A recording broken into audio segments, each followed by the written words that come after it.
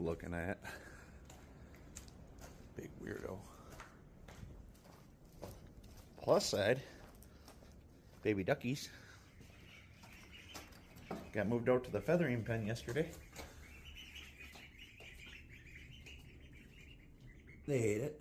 They hate everything. Can't make them happy. They'll be here for probably, oh, I don't know, 5 to 7 weeks. They can start flying around 10 weeks, 8 to 10 weeks, so they got a few weeks to go yet. So they'll get used to it. And with them out there in the feather pen now, that freed up the garage, and more babies.